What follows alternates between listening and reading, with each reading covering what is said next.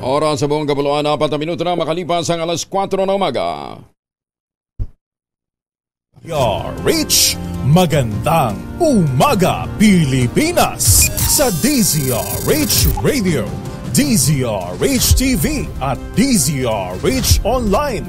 Kasama si Kuya Angelo Palmones. Magandang umaga Pilipinas.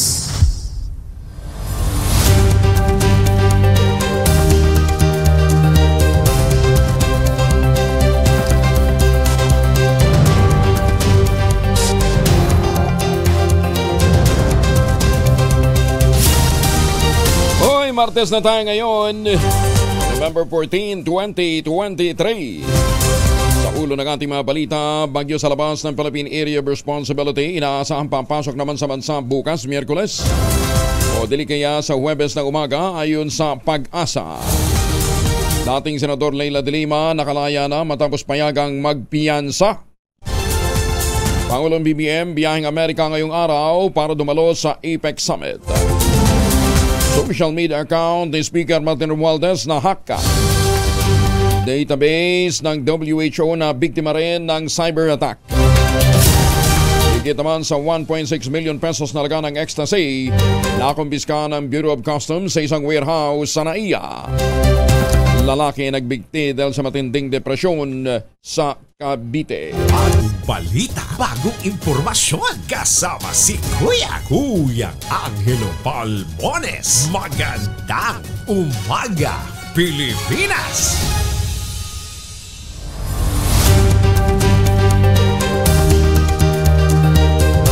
Sa detalye ng ating mga balita, inaasahang papasok na sa Philippine Area of Responsibility ang tropical depression na nasa labas ng northeastern Mindanao bukas ng gabi o Huwebes ng umaga. Muling namataan ang naturang bagyo sa layong 1,465 kilometers east of northeastern Mindanao. Ayon kay Veronica Torres ng Pag-asa, tatawagin ito sa pangalang kabayan kapag pumasok na ng ating teritoryo. Sinabi pa ni Torres na ang peak intensity ng bagyo ay maaaring maranasan sa November 18.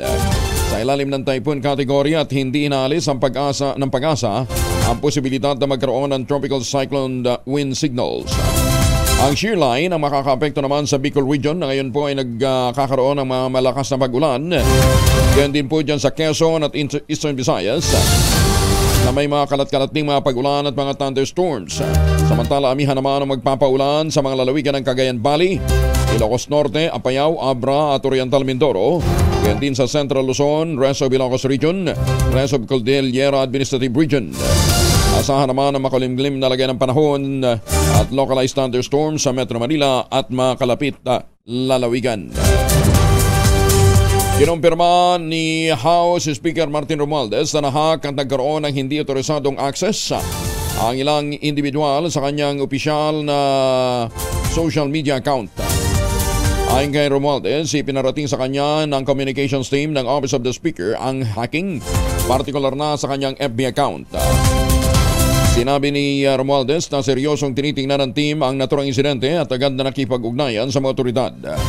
Inimok din ng kongresista ng Leyte ang lahat na mag-ingat, maging mapagmatyag kaugnay ng anumang kahinahinalang aktibidad o mga komunikasyon, lalong-lalo na yung mga magpapakilalang speaker o mula sa kanyang tanggapan. Iginit ng House Speaker na komitad ang Kamara na resolbahin ang issue sa lalong madaling panahon at tiyakin ang seguridad ng kanilang digital platforms. Laya na si dating Senador Leila de Lima matapos ang halos 7 taong pagkakabilanggo. Pinayagan ng Muntinlupa Regional Trial Court Branch 206 na makapagpiyansa si de Lima para sa kanyang pansamantalang paglaya. Sa press conference, sinabi ni de Lima na hindi siya nawala ng pag-asang makalalaya at maituturing niya ito na greatest achievement.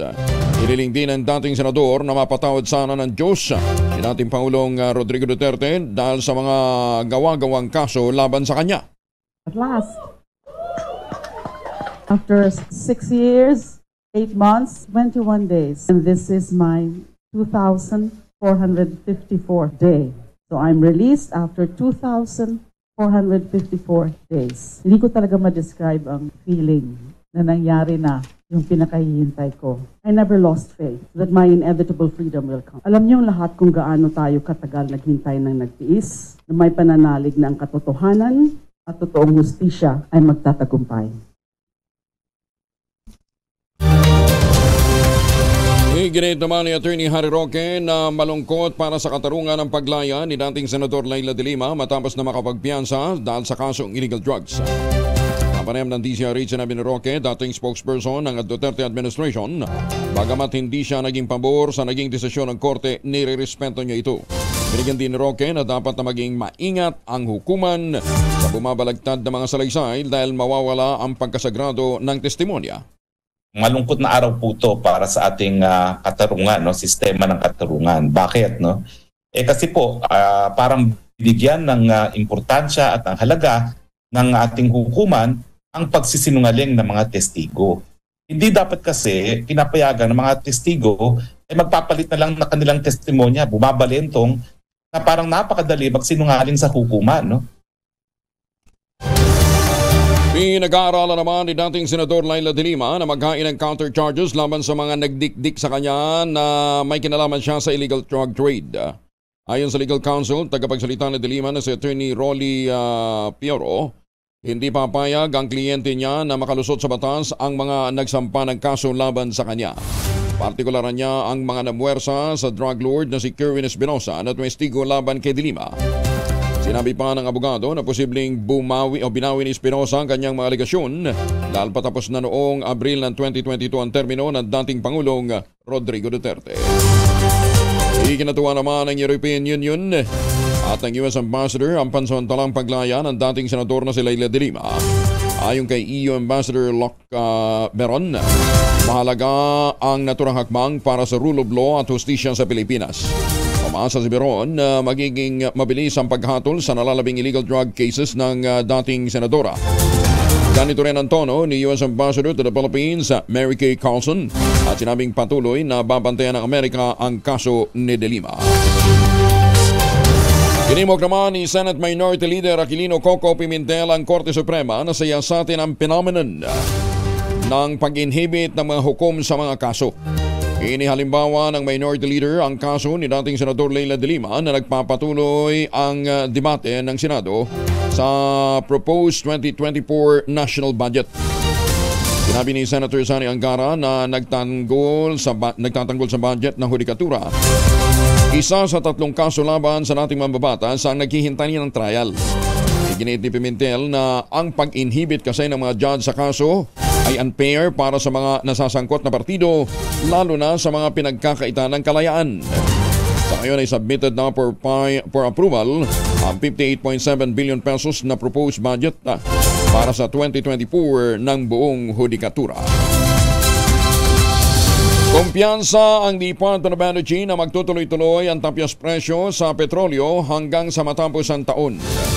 Ayon kay Rino Aba, direktor ng Oil Industry Management Bureau ng Department of Energy, bumaba na sa $80 hanggang $81 per barrel ang Dubai crude oil mula $93 noong Oktubre. Umaasa din si Abad na hindi magpapatupad ang OPEC Plus ng panibagong production cut at walang mangyayaring disruption sa Middle East. Sa ngayon, humihina na niyan demand ang krudo at gumaganda na rin ang supply habang hindi naman ito apektado ng nagpapatuloy na Israel-Hamas war. 13 minuto na makalipas ang alas 4 na umaga. Biyaheng Amerika ang Pangulong Bongbong Marcos ngayong araw. Dadalo ang Pangulo sa APEC Summit sa San Francisco, USA mula Nobyembre 15 hanggang 17. Makikipagkita rin sa Filipino community sa Los Angeles, California ang Pangulo. Saka ito tutungo ng Hawaii para bumisita sa US Indo-Pacific Command. Inaasahang kasama ng Pangulong BBM sa ikatlong biyahe nito sa US sina First Lady Lisa Araneta Marcos at House Speaker Martin Romualdez. Inaasahan naman ni Occidental Mindoro Lone District Representative Leody Odi Tariela malaki may tutulong sa ekonomiya ng bansa sa biyaheng ito ng Pangulong Marcos sa Estados Unidos para dumalo sa taunang Asia-Pacific Economic Cooperation Leaders Summit. Kasama sa tatalakay ng Pangulo sa naturang pulong ang mga isyong pang-ekonomiya at seguridad kasama ang 21 miyembro ng APEC, kabilang ang Estados Unidos at iba pang kaalyado gaya ng Japan, Australia, Canada, South Korea at New Zealand. Sinabi pa ni Tariela, karamihan sa mga pinamalaking export at import partner na Pilipinas ay miyembro ng APEC. Makikipagpulong din ang Pangulong Marcos sa mga lider ng negosyo at mga miyembro ng Filipino community. Ang ika-30 APEC Leader Summit ay gaganapin sa San Francisco, California mula November 15 hanggang 17. Ang Estados Unidos ang host ngayon ng pagtitipon. Ito ang ikalawang APEC meeting na dadaluhan ng Pangulong Marcos. Ang una ay noong nakarang taon sa Thailand. Bibisitahin din ng Pangulo ang Daniel Inouye Asia Pacific Center for Security Studies at ang Indo-Pacific Command Headquarters ng U.S. Armed Forces na nakabase sa Hawaii matapos itong maimbitahan. Inaasahan na babalik din ang bansa ang Chief Executive sa November 20.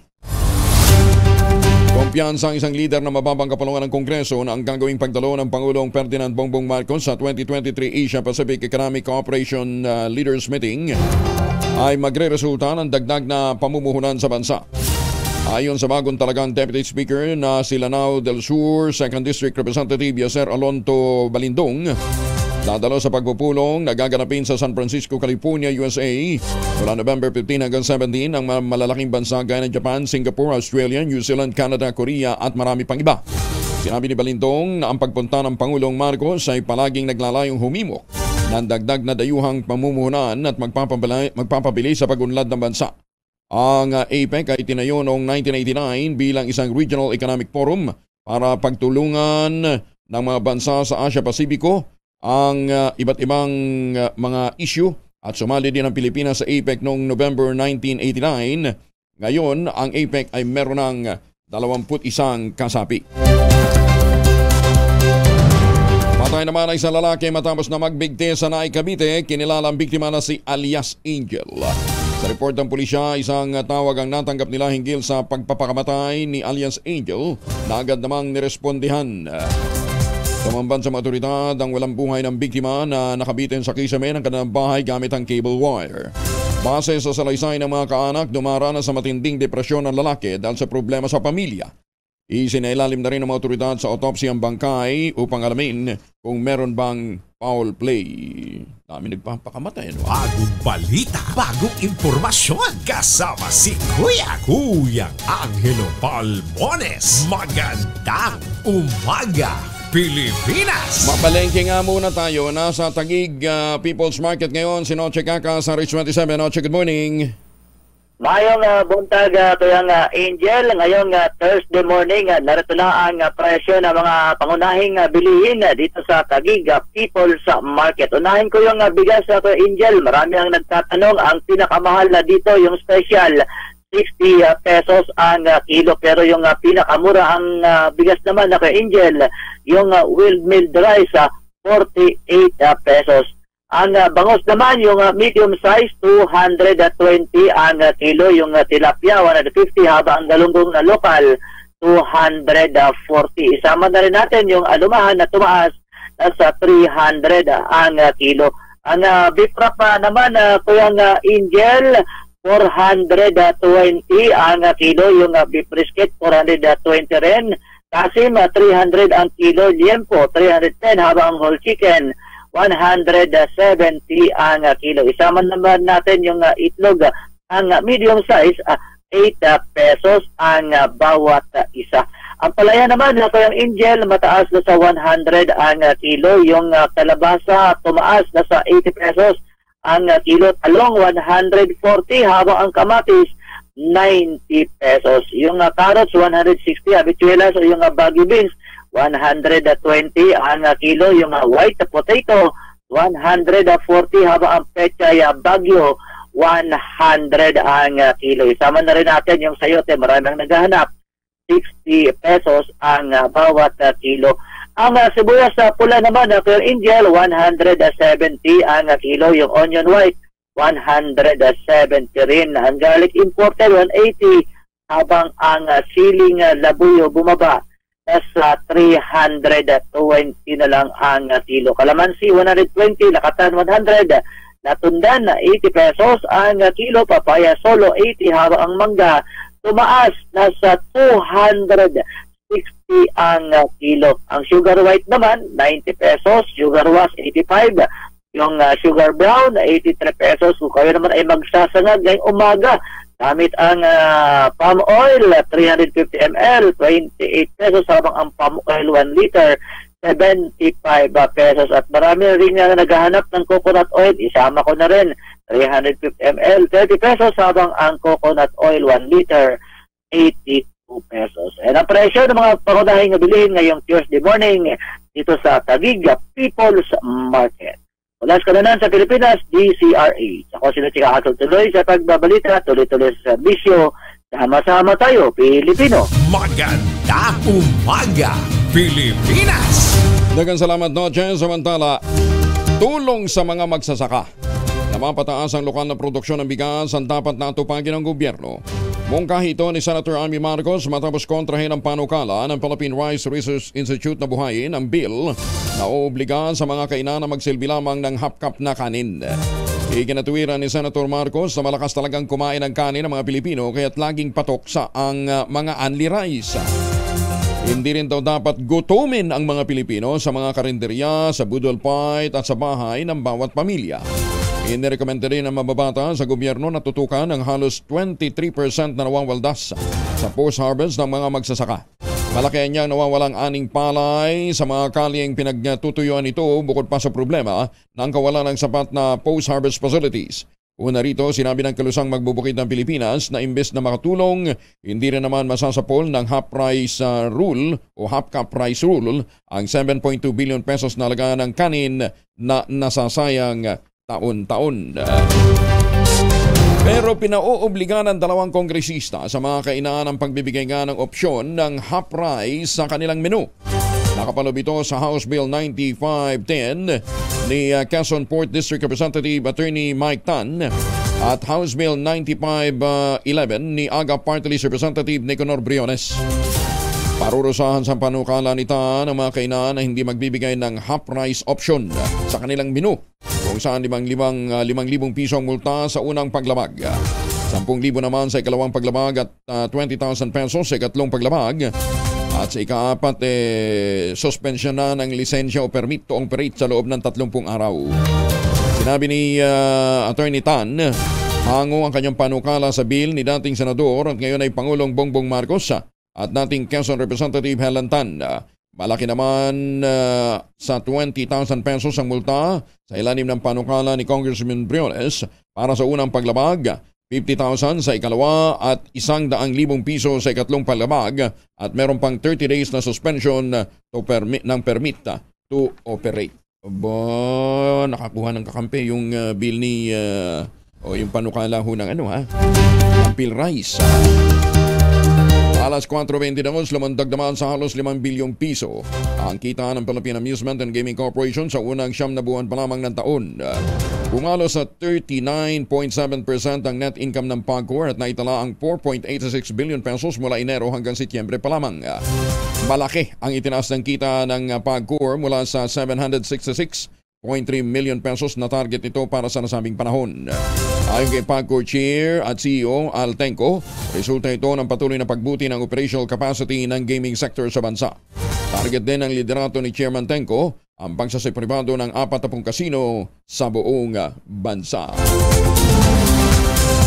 Hoy mga misis, amoy araw ba si Monso pag-uwi galing ng eskwela? May dalyan sa germ sa katawan nila para labanan ang amoy araw at amoy pawis gumamit ng Shield Bath Soap regularly. Ang beatable ang Shield sa paglaban sa germs versus another brand. May shea butter na pampalambot ng kutis sa presyong abot kaya 12.50 SRP. Kaya mga misis ay challenge you, subukan ng Shield Bath Soap. Galit sa sakit, may malasakit. Sulit na sulit. Magandang umaga, Pilipinas! Alas 4:24. Umaga, Pilipinas! Ay, magandang umaga sa mga suki natin dyan sa Florianopolis, Brazil. At magandang umaga ho sa lahat ng mga seafarers natin sa mga mandaragata. Kasama natin mula naman sa Cainta Rizal, si Remedios Ibanez. Remedios, magandang umaga ho sa inyo. Ma'am Remedios. Magandang umaga, Sir Angelo. Ay, kumusta na ho kayo? Congratulations. Po. Ang lupit nyo, nakadali na naman kayo, ha? Salamat po. Ang tiyaga nyo talagang tumutok. Anong tamang sagot nga natin sa ating mahiwagang tunog? Yung pong yung pwede po na shuttlecock. Ayun. Oo. Actually, muntik-muntikan mo nang nasagot nung una eh. Kaya lang, very specific si Tunog Master. Sabi niya, hindi, may cork yung shuttlecock eh. Kaya dapat specific ka. Mabuti, sumagot ka uli. Ayan. So, ang tamang sagot lang ay pinagbabanggang peder nung shuttlecock. Ayun. Paano niya naman nakuha dun sa clue? Meron po kasi kaming ganun. Meron kayong ganun. Opo, try ko po. Kaaga nyo naman gumising, Aling Remedios. Araw-araw po kayo. Araw-araw. Siya, sige. Okay, ingat po kayo. Magkano nadali nyo? Magkano premyo? 3,000? Sige. Congratulations. Maraming salamat. Thank you. Si Remedios Ibanez ng Cainta, Rizal. Hoy mga mamis, ready tayong mag-laundry day today ha, malayo pa yung bagyo. Kunot no ka ba kapag makapit, madikit at malupit ang mancha, all you need is Pride. Ba't mapahirapan ang self sa Pride, easy at worry-free naman ang laundry. Sa triple stain away formula, tanggal ang matitinding mancha based on test sa chocolate mud and sebum ng cotton. Gawa po ito ng ACS. Aba si Ate B, si Vilma Santos, pinagbigyan daw po yung Pants Day na hinihingi sa kanya sa susunod na linggo pa. Detalye na balita mula kay Morley Alinio. Morley, good morning. Gising na ang showbiz, rampa na Pilipinas. Good morning, Kuya Angel. Ngayon pa lamang ay excited na ang mga Billmanians dahil sa tinagal-tagal ng panahon, muling magkakaroon ng malaking pagtitipon ang mga Billmanians kasama si Ate B. Next week ito mangyayari.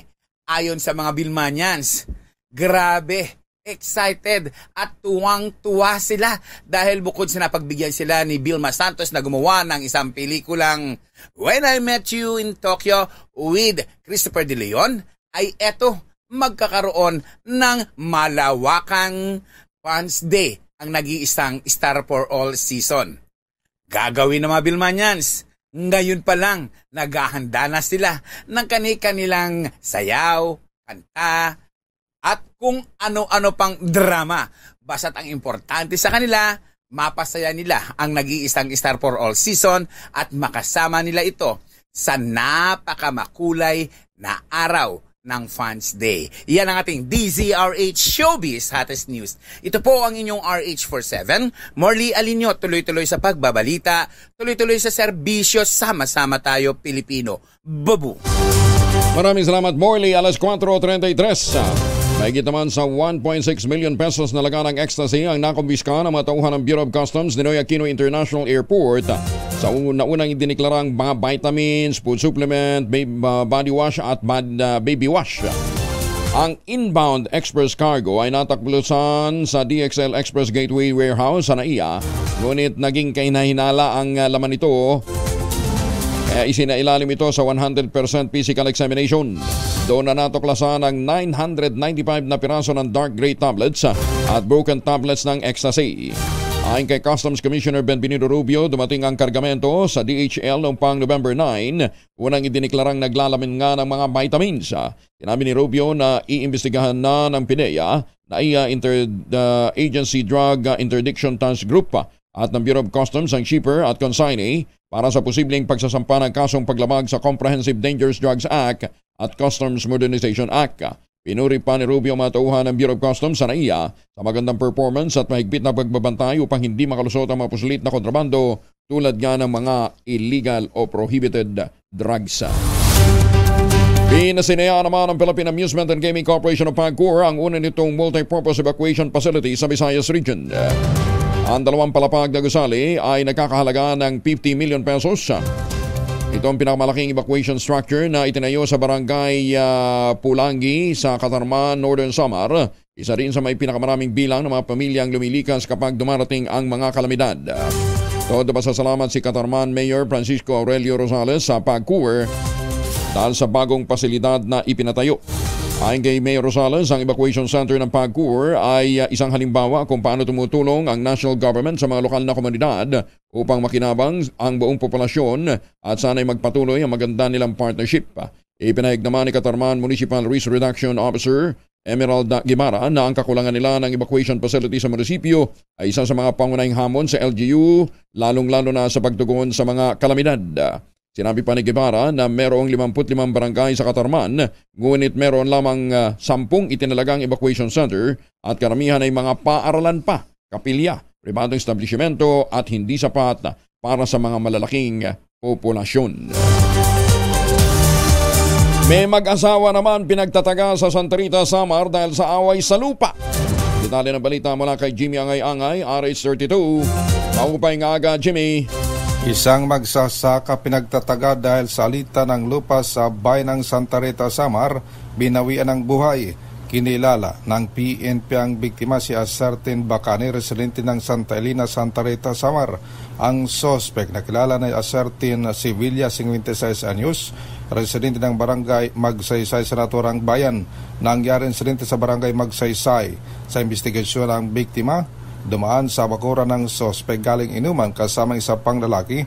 Nang magsalita ang sospek na hindi pwede dumaan sa kanilang bakuran at kumuha ito ng itak, pinagtataga ang biktima hanggang sa mamatay. Nakatakbo naman ang isa pang kasamahan ng biktima. Agad naman na aresto ng kapulisan ang sospek at naharap na ngayon ng kaso. Mula sa Action Radio Tacloban, ito si RH32 Jimmy Angay-Angay. Tuloy-tuloy sa balita, tuloy-tuloy sa serbisyo, sama-sama tayo, Pilipino. Daghang salamat, Jimmy. Samantala, babae nagtangkang magpakamatay sa pamamagitan ng paglundag sa Bolton Bridge sa Davao City. Nailigtas ng mga pulis. Parang daming gumaya dun sa ano, pero yung dito sa may Ortigas Flyover, buhay yun, ha? Detalye ng balita mula kay Jun Di Makutang, RH19. Assalamualaikum, Jun. Alaikum assalam, Kuyang Angel. Nailigtas na isang maagap na police auxiliary ng Davao City Police Station 15 ang isang babaeng nagtangkang magpakamatay sa pamamagitan ng paglundag sana ng ale sa Bolton Bridge. Nabatid na madaling araw na mapansin na naka-duty na si Police Auxiliary Mona Lisa P. Francisco ang isang babae na paakyat sa railings ng Bolton Bridge.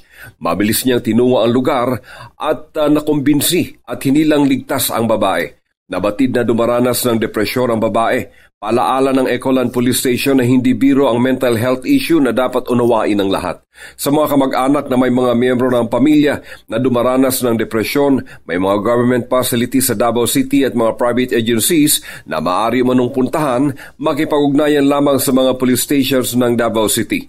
Agara namang i-turn over ng Police Station 15 ang babae sa concerned line agency na siyang mga alaga sa kondisyon nito. Mula sa kaununahan sa Pilipinas, DCRH, ako si RH19, June Di Makutak, tuloy-tuloy sa pagbabalita, tuloy-tuloy na serbisyo, sama-sama tayo Pilipino. Sopran June, pinuri ni House Speaker Martin Romualdez si Vice President Inday Sara Duterte dahil sa pagsuko nito sa hinihinging confidential fund para sa 2024 budget ng Office of the Vice President. Ayon kay Romualdez, hangad niya ang isang magandang relasyon sa pagitan ng Kamara at ng Office of the Vice President. Naniniwala si Romualdez na tama ang naging desisyon ni BP Inday. Umaasa rin niya siya na makakatrabaho nila ang Vice Presidente bilang isang unit team. Kinilala ni Speaker Martin Romualdez sa mga empleyado ng Kamara de Representantes kasama ang congressional staff sa kanilang sipag at dedikasyon sa trabaho at sinabi niyang magsisilbi itong lakas ng kapulungan. Nagpasalamat ang Speaker ang leader ng mahigit 300 kongresista sa mga empleyado kaugnay ni isinagawang flag raising ceremony sa Kamara kahapon. Sinabi pa ni Speaker Romualdez na nagsusumikap din ang liderato na masuklian ang pagtatrabaho ng mga empleyado at matiyak ang maayos nilang pinapasukan. Bilang pagkilala sa mahalagang papel ng mga ina, sinabi ni Speaker Romualdez na gumagawa ng hakbang ang Kamara para masuportahan din ang kanilang pangangailangan. Sinabi pa ng kongresista, sinertipikahan na ng Department of Health na ang Kamara bilang mother-baby-friendly workforce o workplace. Sinabi ng Speaker ang iba't ibang mga programa at pasilidad na gagawin ng Kamara upang mapataas ang antas ng kakayahan at maging maayos din ang pagtatrabaho ng mga empleyado, lalong-lalo na ang mga nanay. Nako, dahil naman sa selos, 47 anyos na lalaki patay sa pananaksak ng kapitbahay. Ito po sa Pangasinan. Masantos siya kabasan ni Chiki Amin sa ating mga kababayan dyan po sa Pangasinan. Detalye mula kay Freddy Pajardo, RH38. Freddy. Binawian ng buhay habang nilalapatan ng lunas ng mga doktor sa paggamutan ng 47 anyos na lalaki matapos itong pagsasaksakin ng kanyang kapitbahay sa barangay Golden, Mapandan. Sa ulat ni Mapandan OIC Chief of Police Captain Rodilio Kiban, alas 10 ng umaga naglalakad ng biktimang kinilalang si Raul Velasco, residente ng nasabing lugar ng harangin at pagsasaksakin ng suspect na si Alfredo Cervantes na kanyang kapitbahay. Sa investigasyon na batid na ilang beses na rin naghaharap sa barangay hall nila ang suspect at biktima kung saan ay pinaghihinala ng suspect na may relasyon ito sa kanyang asawa, pero dahil sa hindi naman napapatunayan ay nagkakaayos din ang dalawa. Pero kahapon ay umiral na naman ang pagsiselos ng suspect at inabangan ang biktima at pinagsasaksak ito na naisugod pa sa Mapandan Community Hospital sa Velasco, pero hindi rin natakasan si kamatayan. Agad namang naaresto ang suspect na si Cervantes na ngayon nasa likod ng rehas na bakal at naharap sa kasong murder. Mula sa Action Radio Pangasinan, ito si Freddy Pajardo, Aris 38, tuloy-tuloy sa pagbabalita, tuloy-tuloy sa serbisyo, sama-sama tayo Pilipino. Maraming salamat Freddy. Samantala, nanay ng dalawa sa nasawi sa isang aksidente sa Olongapo City. Naku, hindi daw po makapaniwala sa sinapit ng kanyang mga anak. Detalye ng balita mula kay Danny Kumilang, Aris 37. Danny. Labis-labis ang pagdadalamhati ngayon ng isang ina na nakasama sa pamamanhikan para sa pag-aasawa ng kanyang anak dahil dalawa sa kanyang mga anak na lalaki ang mismong minalas na masawi sa naganap na malagim na aksidente sa New Cabalan, Olongapo City alas 7:30 gabi ito ng Linggo dahil bukod sa namatay ang kanyang anak na namanhikan lamang na si Romnick Q, 30 anyos, kasama ding nasawi itong si Reverence Q na kapatid na tumayong driver ng Toyota Camry na may plakang XPR 424. Ayon sa payag ng ina sa DCRH News kay Aris 37 sa phone na si Irene Lynn, 53 anyos na taga-barangay Alas Asim, Barbelas, Bataan, dalawang kotse ang kanilang gamit sa pamamanhikan na papunta na sila sa bahay ng kapatid ng mapapangasawa ng kanyang anak dahil doon sila makikitulog pansamantala matapos maikasadan nila ang kasalan sa December 28. Nauuna umano sa kanila ang sinasakyan ng mga biktima. Nasakay dito ang jeep ng isa niyang anak at ng isang kaibigang panalalaki. Kitang-kita niya umano at ng mapapangasawa ng kanyang anak dahil magkatabi lang sila sa loob ng sasakyan ang truck na nakasalubong ng mga biktima na umano'y nawalan ng preno na pumailalim ang kotse ng mga biktima dahilan ng kanilang maagang kamatayan. Mula sa kauna-unahan sa Pilipinas, DCRH, ito si Danny Kubilang. Tuloy-tuloy sa pagbabalita, tuloy-tuloy sa serbisyo. Sama-sama tayo, Pilipino! Maraming salamat Danny. Driver naman ng isang bus na nakabangga sa isang motorsiklo sa Tabuk City. Kinasawi naman ito ng isang ginang at pagkasugat ng kanyang asawa at dalawa pang anak. At tuloy ngayon, masasampahan siya ng demanda. Detalye ng balita mula kay Romy Gonzalez sa Rich 41. Imbag na bigat ka na kayo amin sa ating mga kababayan dyan po sa Norte. Romy. Harap sa kasong reckless imprudence resulting in homicide at physical injuries at damage to property ang driver ng Victory Liner bus na nakabangga sa isang motorsiklo na ikinasawi ng isang 49 anyos na ginang at pagkakasugat ng kanyang asawa at dalawang anak sa National Road sa Lacnog, Tabuk City. Isinailalim sa inquest proceeding kahapon si Diosdado Valdez, 48, driver ng sleeper bus ng Victory Liner. Galing ang bus sa Bulanao, Tabuk City at patungo sana sa Cubao, Quezon City nang tangkain itong i-overtake ang motorsiklo na sakay ang apat na magkakapamilya. Gayman hindi kaagad nakapagpreno ang driver ng bus at nabangga ang motorsiklo na kakaliwa sana. Dahil sa naturang matinding impact ng road crash, nasawi si Joy Alos at nasugatan ang kanyang asawang si Daniel Alos at minor injuries naman ang tinamo ng mga anak nilang sina Christine at Daniel. Samantala, inaalam pa rin ng Tabuk City Police Station ang pagkakilanlan ng mga kalalakihan na bumasag sa windshield ng sleeper bus. Ayon kay Colonel Freddy Lasona, Provincial Director ng Kalinga Provincial Police Office, isang dahilan kung bakit umano sinira ng ilang kalalakihan ang windshield ng bus ay dahil sa labis na galit sapagkat ito na ang pangalawang pagkakataon na may nangyaring katulad na aksidente sa naturang lugar kung saan kapatid ni Pastor Daniel Alos na naging biktima noong nakalipas na taon. Mula sa kauna-unan sa Pilipinas, DCRH, ito si Romy Gonzalez, tuloy-tuloy sa pagbabalita, tuloy-tuloy sa serbisyo, sama-sama tayo, Pilipino. Maraming salamat Romy, Justin Gina.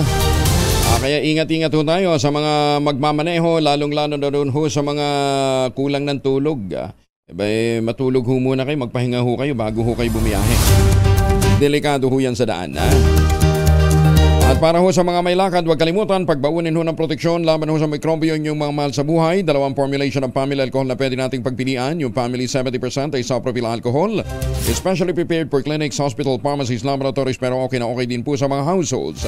Very effective yan sa disinfection at sterilization. Ganyan ang bagsik ng family, 70% ay isopropyl alcohol. Maghapon man natin gamitin, no problem. Hindi po manunuyo yung mga kamay dahil meron po itong moisturizer. Yun naman mabagong family rubbing compound improved alcohol. Ayan yung mabagong isopropyl alcohol na ginagamit ho ng mga masahista, mga barbero, mga doktor, mga nurse, mga komadrona for sponge bathing and other cleansing purposes.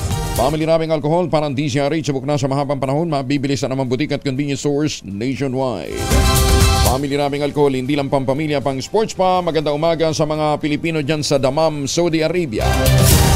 Isinusulong ni Senator Bongo ang dagdag na pondo para naman sa pag-improve ng mga pasilidad ng Department of Education. Napanayam ng DCRH at ng radyo natin, sinabi ni Senator Go na kanyang nililibot ang buong bansa kaya't nasaksihan niya na hindi uniform ang mga classroom. Hindi niya pantay ang pagkakasemento ng mga classroom habang ang ibang silid-aralan naman sa malalayong lugar gawa pa rin sa kahoy. Ayon kay Senator Go, nasa 159,000 ang backlog ng classroom ngayong taon. Opo. Dapat po pantay-pantay naman ang touring at sana kahit malalayong lugar, mabigyan man lang ng oportunidad na magkaroon ng maayos, malinis at komportableng classroom sa mga mag-aaral.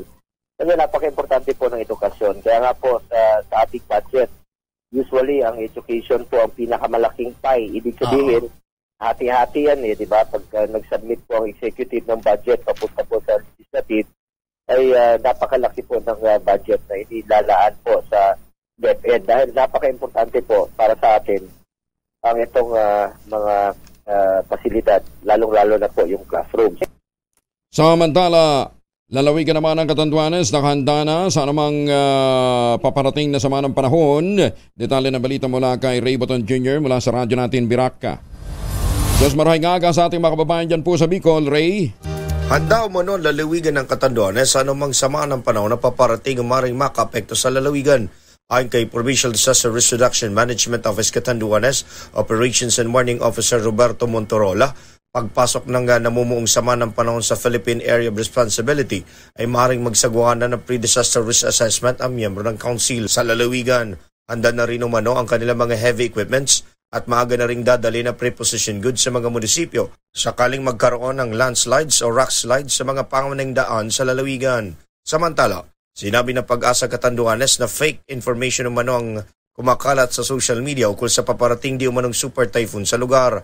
Aniya ng ahensya, siguruhin lamang lehitimong ahensyang nagmula ang mga sinishare sa social media at maghintay lamang ng mga updates sa Pag-asa.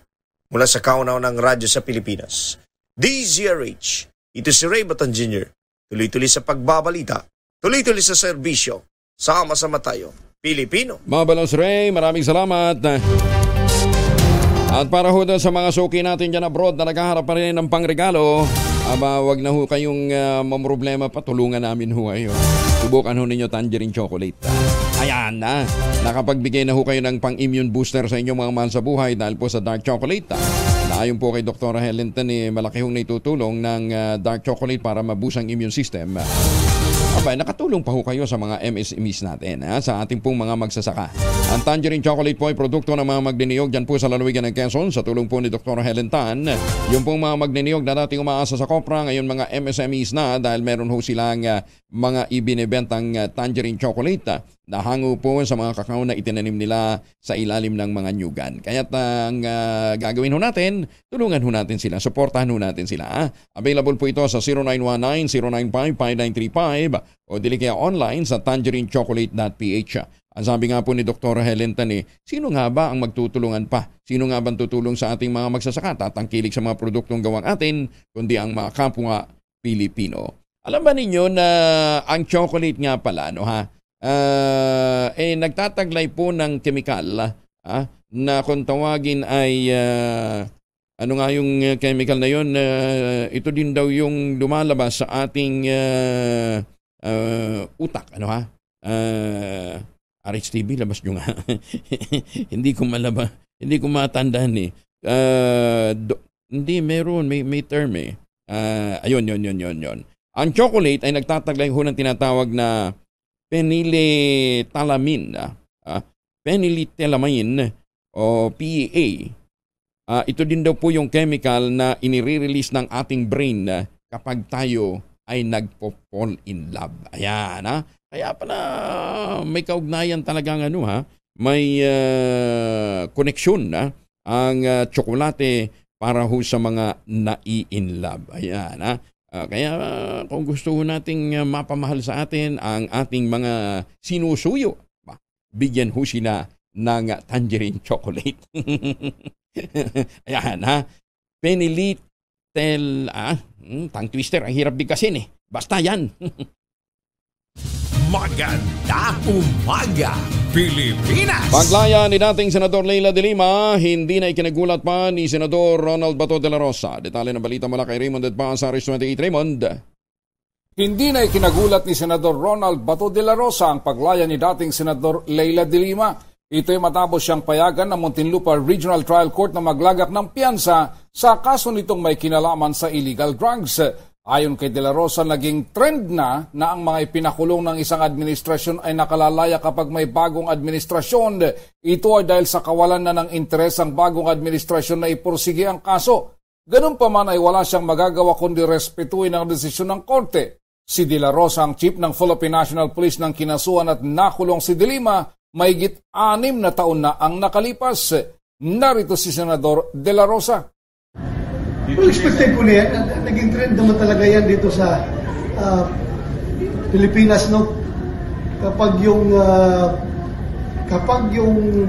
administrasyon nag-file ng kaso, pag napalitan yung administrasyon, tila humihina ang kaso. Parang gano'n ang nagpapansin ko. That's my plain observation. Sa panig ni Senador Risa Hontiveros, isang vindication kay Senador De Lima ang desisyon ng korte dahil siya ang tumanggap ng pinakamatinding dagok sa panahon ng administrasyon ni dating Pangulong Rodrigo Duterte. Hindi lang na ito panalo kundi panalo din na makasamahan niya sa oposisyon noong Duterte administration. Para naman kay Senador Grace po, hindi makatarungan ng pagkakulong ng isang akusado ng 7 taon, mayaman o mahirap dahil sa mabagal na proseso sa hukuman. Para sa kauna-unaan sa Pilipinas, DZRH, ito si Raymond Adpaz, tuloy-tuloy sa pagbabalita, tuloy-tuloy sa serbisyo, sama-sama tayo, Pilipinas. Maraming salamat, Raymond. Ay magandang umaga kay Mayor Sunny Mendoza dyan po sa Talisay, Batangas. Magandang umaga din kay Ambassador Harry Amping. Nasa Amerika pa lang ngayon si Chairman Roland Paulina. Ingat ho kayo dyan, Chairman, ha? At magandang umaga din kay Kaador Plato na patuloy pong nagsisulong sa pagpapadami ho ng kawayan dito po sa Angat, Bulacan at dyan po sa watershed ng Angat, ng Angat Dam. Kaya Kaador, tuloy nyo lang yan, ha? Napakagandang programa ho yan na pinapanumbalik natin ang sigla ng gubat. And speaking of gubat, ngayon pong Nobyembre ay National Environmental Awareness Month. Kaya ano bang mga pwede nating magawa? Alamin ho natin ang mga benepisyong bigay ho sa atin ng gubat. At ano pa yung mga pwede nating mga ipanukala? Halimbawa, dito ho sa Japan. Sa Japan, meron ho sila tinatawag dong green newspaper. Green newspaper. Kung pwede ho ninyong itanim yung newspaper pagkatapos nyong gamitin, pagkatapos nyong basahin, dahil ito po ay nagtataglay po ng mga buto. Hindi na ho ito bago, matagal na ho yan. Kaya malawak ho yung nila. Kaya doon sa kanila, pag itinapon mo ninyo yung newspaper, tumutubo. Kasi meron ho siyang buto. Samantala, sa naman, sa sa inyong Pirangi, meron ho namang saan nga ba yun? Yung pinakamalaking cashew nut sa buong mundo. Ayan. Ang pinakamalaking cashew nut sa buong mundo, cashew tree pala, cashew nut. Ang pinakamalaking cashew tree sa buong mundo ay nasa Brazil. Casio of Pirangi. Aba, alam ho ba ninyo na yung 2 puno nito ay sumasaklaw sa 7,300 at 8,400 square meters. Ayan, hindi hugubat ho yan. 2 puno lang ho yan. Kaya pagka ilalagaan talaga natin ang puno, magbabalik ho yan ng benepisyo para po sa tao. Yan. Samantala, dito ho naman sa Netherlands, yung Dutch train ho na ginagamit nila ay pinatatakbo ng wind energy. Isang windmill ang nagpapatakbo ng 1 oras sa isang train for 120 miles. Bagul no? Kaya 5,500 trips ang nagagawa nito everyday. Ang gamit po ay wind energy at nakapagta-transport ito ng 600,000 passengers. Marami hong pwedeng gawin kung gusto talaga natin na pangalagaan ang ating kalikasan. Maganda umaga, Pilipinas! 4 na minuto na lamang bago po mag-alas 5 na umaga. Pilipinas! Oy, 20,000 pesos all-in down payment po po naghihintay sa inyo dito po sa mga proyekto ng Westchester Realty sa Central Luzon. Yun si Vero Mabalacat, si Vero Bacolor at si Mira. Aba, ano pang iniintay ho ninyo? Pagkatapos ho ng 7 days after ng take-out ng Pag-ibig Housing Loan, po pwede na kayong maglipat bahay agad. Makipag-ugnayan sa 0996-501-5555 o sa 0947-434-5555. Ito pa rin ang pangarap na magkaroon ng sariling bahay sa presyong abot kaya. At kung ngayon ho kayong magpapareserve dahil Bermanta, may chance pa ho kayong manalo ng brand new car. Bago ng bahay mo, bago pa ang chikot mo. Ano pang iniintay ho ninyo? Makipag-ugnay na ho doon sa ating mga numerong binabanggit. 0996-501-5555 at 0947-434-5555. Ito pa rin ang pangarap na magkaroon sariling bahay sa presyong abot kaya. Maganda umaga, Pilipinas! Kasendo, maganda umaga po sa inyo at kay Secretary Bebot Belio, Kanina pa daw tumatawag si Malu. Pinilahan naman ng libo-libo katao ang $2,500 na full body MRI scan na kayang ma-detect ang kanser ng mas maaga. Baka galing. Mahigit sa 500 kondisyon gaya ng multiple sclerosis at brain aneurysm ang kayang tukuyin ng makabagong teknolohiya. Ito po yung Prenovo. Sa loob lamang ng kalahating oras. Siyam ang klinika ni Prenovo CEO Andrew Lacey sa Amerika. Diyan din sa Canada at dadagdagan pa ito ng 11 sa susunod na taon kabilang sa London at sa Sydney. 5 taon na ang Silicon Valley-based company na pinatotohanan ng ilang mga kilalang personalidad gaya ni Kim Kardashian. Ba talaga Okay, dapat magkaroon ng branch niyan dito sa Pilipinas. Siyempre, Prenovo na yan. Final na bersyon ng IRR ng Maharlika Investment Fund. Tiniyak na hindi ma-impluensya ng politika ang ilalaang pondo. Detalye na balitang mula kay Manang Milko Neganan, RH12 Manang Milky. Winelcome ni House Speaker Martin Romualdez ang inilabas na final version ng Implementing Rules and Regulations ng Maharlika Investment Fund. Ayon kay Romualdez na ilabas na ang pinal na bersyon ng IRR sa pamahala ng Maharlika Investment Corporation na titiyak na hindi ma-impluwensyahan ng politika ang paggamit ng MIF. Binanggit ni Romualdez ang utos ni Pangulong Bongbong Marcos sa MIC Board na magkaroon ng independence o kalayaan para mas makahikayat ng tiwala ng mga negosyante at makaakit pa ng dagdag na pamumuhunan sa bansa. Ang mga bumubuoan niya ng MIC Board ang titiyak sa isang mahusay na pamamahala ng pondo. Tiwala naman ang House Speaker sa kakayahan ni Pangulong Marcos para maging ganap ng operational ang MIF bago matapos ang taon at mapakinabangan na ito ng bansa. Itinalaga ni Pangulong Marcos si Rafael Consing bilang presidente ng Maharlika Investment Corporation. Para sa kauna-una sa Pilipinas, DZRH, ako si Milk Regunan. Tuloy-tuloy sa pagbabalita, tuloy-tuloy sa serbisyo, sama-sama tayo, Pilipino. Maganda umaga, Pilipinas! Maraming salamat Manang Milky. 3 minuto na makalipas ang alas 5 ng umaga. Maganda bang gising nyo? Pag maganda tulog, maganda gising. Para magkaroon tayo ng magandang gising, dahil sa magandang tulog, mag-Ultabayo. Ano ba itong Ultabayo? Ang Ultabayo po ang kauna-unahang postbiotic food supplement na dinevelop po sa Pilipinas. Ang postbiotic po naman ay teknolohiya na dinevelop po sa inaral at tinuklaso ng madalubhasa sa Japan. Yan po ay inilagay ng Theoxis Health Ventures sa isang kapsula at tinawag nga nilang Ultabayo. Kaya yan ay gawa dito ho sa Pilipinas, rehistrado sa Food and Drug Administration at rekomendado ho ng mga doktor. Available po ito sa Lazada, Shopee at TikTok. Malapit na rin ho sa Metro Manila, sa mga paunahing batika.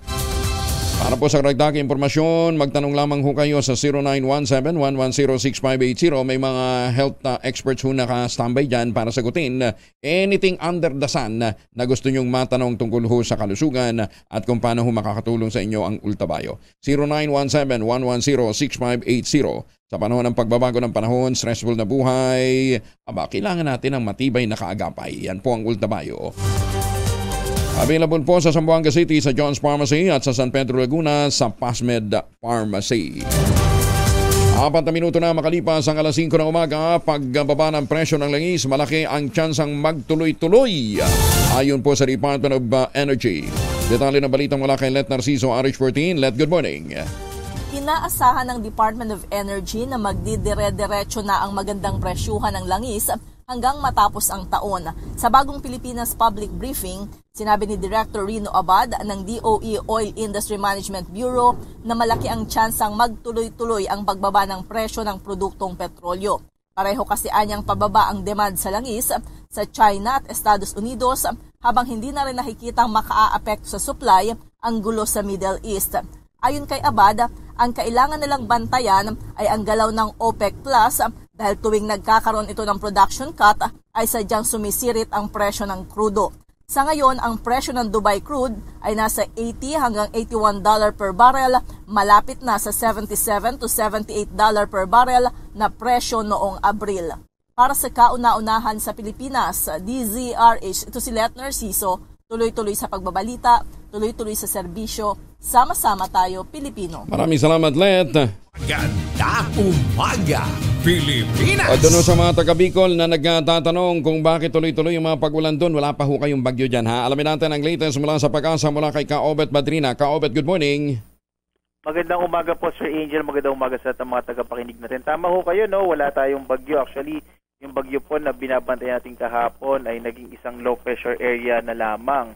Huling namataan mahigit 1,600 kilometers silangan ng southeastern sa Mindanao. Hindi rin inalis yung posibilidad po, Sir Angel, na muling maging bagyo yung LPA at papasok ng Philippine Area of Responsibility. Bagamat sa ngayon nga, wala pa namang epekto sa ating bansa.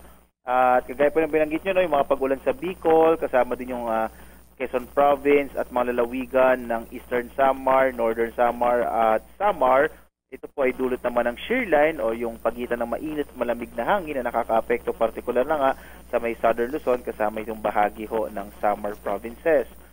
At dito naman sa hilagang bahagi ng Luzon, kasama ang Central Luzon, inaasahan pa rin natin ng pulupulong mahihinang pagulan dulot ng Northeast monsoon o amihan, habang sa Kamaynilaan at sa nalabing bahagi nating bansa, mga isolated o yung mga pulupulong pagulan, pagkilat-pagkulog pa rin ang mararanasan sa hapon hanggang sa gabi. Mainit pa rin yung umaga hanggang tanghali natin. At may nakataas pa rin tayong gale warning sa mga baybayin sa Ilagan Luzon na delikado o maglayag yung mga sasakyang pandarit malilit na mga bangka sa bahagi ito ng ating bansa. Kaya iwasan mo ng pumalaot. Ayun. So LPA na lang siya ngayon. Bakit? Anong nagpahina sa kanya, Kaobet? Hindi po kasi conducive yung environment niya, no? Nung ina-analyze natin yung mga mapa, hindi ho siya, ang term po sa meteorology, sheared siya, tilted. Ibig sabihin, parang hindi siya diretso, no? Na pag ganun ho kasi hindi tuloy-tuloy hanggang sa upper level yung ating system. So, isa ho yun.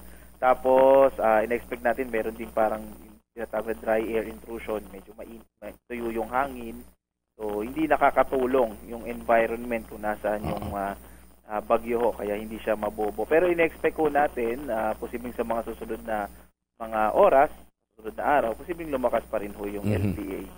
Ang mas binabantayan ho natin ngayon, Sir Angel, yung posibleng magdala ng mga pagulan itong shear line sa mga susunod na araw. Particular na nga dyan sa may Bicol region, Eastern Visayas, pati Eastern Mindanao. So, expect ko natin in the coming days, medyo maulan pa rin ho dito sa may Eastern. Although, around this time kasi, panahon ng amihan, talagang maulan ho sa silangang bahagi ng Luzon, Visayas at Mindanao. Kaobet, paki-lemanize mo nga, ano yung shear line? Yung shear line naman banggaan niya ng mainit tsaka malamig na hangin kasi meron tayong northeast monsoon. Alam natin na yan yung malamig at yung hangin. Meron din tayong easterlies o yung hangin nagmumula sa karagatan Pasipiko. Magkaiba yung katangian nung mga hangin na yan. So pag nagsama sila o nasa pagitan doon nagkakaroon ng mga kaulapan. Alam mo ninyo, yung warm air rises, cooler air goes down. Yun po yung usual natin na pagkilos ng hangin. Pag meron ng magkaibang temperatura, nabubuo yung mga kaulapan, nagiging dahilan ng mga pagulan. Ayan. Thank you sa ating Weather 101 ngayong umaga. Si Professor Kaobet Badrina ang ating nakasama. Kaobet, thank you ha. Maraming salamat. Maraming salamat po. Ayan, si Kaobet Badrina ng Pag-asa. Ulitin natin sa mga kataga Bicol na nagtatanong kung sila ba'y dadali na ng bagyo dahil sa malakas na mga pag-ulan doon. Alahong bagyo dyan. Shear line, sabi nga po ni Kaobet Badrina, ang patuloy nagpapaulan dyan po sa Kabikulan. At dahil po may mga masamang panahon, kailangan nakaredy po yung ating mga emergency kit. Dalawang formulation ng family alcohol na pwede nyo ilagay sa inyong mga emergency kit. Yung family 70% ay isopropyl alcohol, especially prepared for clinics, hospital, pharmacies, laboratories, pero okay na okay din po sa mga households. Very effective yan sa disinfection at sterilization. Ganyan ang bagsik ng family, 70% ay isopropyl alcohol, maghapon man yung gamitin, no problem. Hindi po manunuyo ang inyong mga kamay dahil meron po itong moisturizer. Yun namang mabangong family rubbing compound improved cologne. Yun po yung mabangong isopropyl alcohol na ginagamit po ng mga masahista, mga barbero, mga doktor, mga nurse, mga kumadrona for sponge bathing and other cleansing purposes. Family rubbing alcohol parang DCRH book na sa mahabang panahon, mabibili sa namang butik at convenience stores nationwide. Family rubbing alcohol hindi lang pampamilya, pang sports pa. Maganda umaga, Pilipinas! 10 minuto makalipas ang 5:00. Champion! Aga, Pilipinas! 13 minuto na makalipas ang 5:00 ng umaga. Ay magandang umaga sa mga Pilipino dyan sa Hong Kong. Sa mga OFW natin dyan sa Hong Kong. Kumusta na kayo? At sa mga suki din natin dyan sa Taipei, Taiwan, gayon din dyan sa China. Magandang umaga sa mga Pilipino dyan sa Middle East. At sa mga suki natin dyan sa Dubai. Showbiz muna tayo. Dear Heart concert ni Sharon at Gabi. Aba, abot na daw hanggang Amerika. Detalye na balita mula kay Gorgie Rula. Good morning, Gorgie. Ayaw pang kumpirmahin ni Sharon Cuneta at Gabi Concepcion na matutuloy na ang US tour ng concert nilang Dear Heart. Super successful ang concert nila dito sa SM MOA Arena sa Okada, Manila at halos sold out na raw ang mga tickets sa nakatakda nilang concert sa Cebu sa November 17. Kaya marami na raw ang interesadong i-produce ito sa Amerika at pati na rin sa ibang bansa. Ang sabi ni Sharon, hindi pa nila makumpirma sa ngayon dahil under negotiation pa at inaayos pa kung saang mga city sa Amerika at kung kailan dahil parehong puno ang schedule ng dating magka-love team. Pero ang sabi ni Gabi, hindi pa rin daw niya kinukonsider ang sarili niya na isang magaling na singer kahit sinasabi ng iba na concert king siya ngayong taon. Ang sabi ni Gabi, aktor naman daw siya at hindi talaga singer. Kaya patuloy pa rin daw ang pag-aaral niya at pag-ensayo para mahasa naman daw siya sa pagkanta sa mga susunod nilang concerts. Dahil inaarte lang daw muna niya ngayon ang mga kinakanta niya. Heto ang pahayag ni Gabi Concepcion. Sabi ko nga dun sa stage, I'm an actor and everything that I'm going to do tonight, I'm just going to act it out. So, yung mga kanta ko, bagay inaral ko naman, pero kailangan talaga ng mga voice stretching, voice acting, you should use that word. Kasi kailangan parang darts. Parang darts yan you have to Yan ang pahayag ni Gabi Concepcion. Mula sa kauna-unahan sa Pilipinas, DCRH, ito po si Gorgie Rula. Tuloy-tuloy sa pagbabalita, tuloy-tuloy sa serbisyo. Sama-sama tayo, Pilipino. Maraming salamat, Gorgie. Okay lang naman. Dami naman ng singer. Talaga hindi naman magaling kumanta, no ha? Marunong kumanta. Iba yung may magaling kumanta, di ba? Kasi pagka magaling kumanta, talagang gifted. Yung bang pagka kumanta ho ng My Way, talagang magkakagulong barangay. Nakompromiso ang medical records ng mga Pilipino sa nangyaring cyber attack sa database ng World Health Organization. Ayon kay DICT spokesperson Aboy Paraiso, kinumpirma ng Emergency Response Team ng WHO na nadali ang COVID-19 vaccination database ng Pilipinas at ng India.